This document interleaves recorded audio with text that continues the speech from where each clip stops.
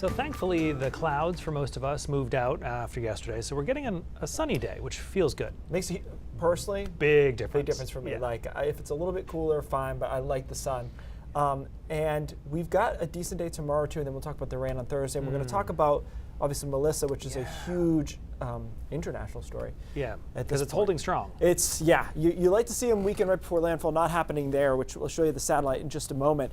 Our satellite looks good, especially by comparison. A lot of sun, pretty much statewide, with some clouds over parts of down East Maine, but certainly it'll be a fairly sunny day today, and temperatures between 50 and 55 for many of us. The mountains will likely stay in the 40s, maybe get to about 50 in a place like Berlin, but not there in Rangeley. High thin clouds do come in tonight, and that actually insulates us a bit along the coastline. Just about 40 there, upper 30s inland, and then just about freezing into the mountains.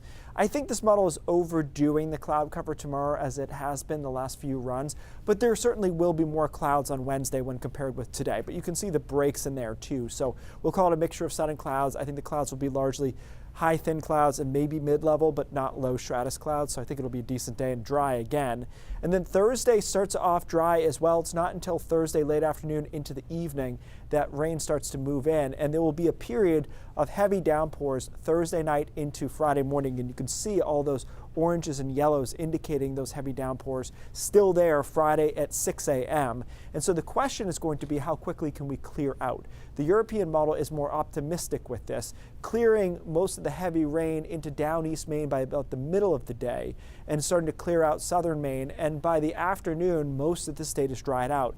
I will tell you the GFS is not doing it this way. It keeps us showery through the afternoon, but I think the Euro has led the way on this storm really from the beginning. It's had a better handle on it, so I'm inclined to go with this. Will give us some clearing in the afternoon, perhaps popping us to 60 degrees over southern Maine later in the day around trick-or-treating. So I think most people will be good for trick-or-treating. Northern Maine might be a little dicier, and then it's windy behind it.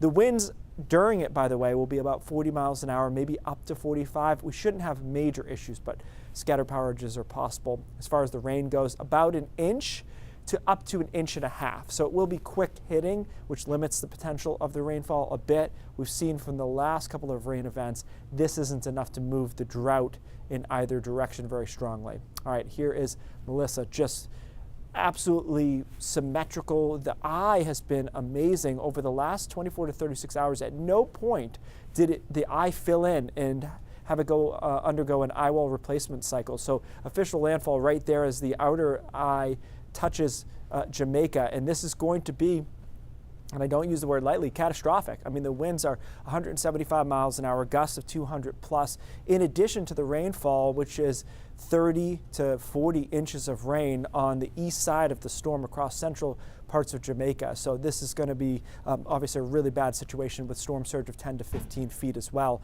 Once it goes over Jamaica, it's then going out to sea. Eventually it will be weakened on the other side of Jamaica, and then it won't be a direct issue for most of us. Bermuda maybe gets kind of a flyby here, but I think certainly Jamaica is going to be the hardest hit here. For us, a quiet weekend.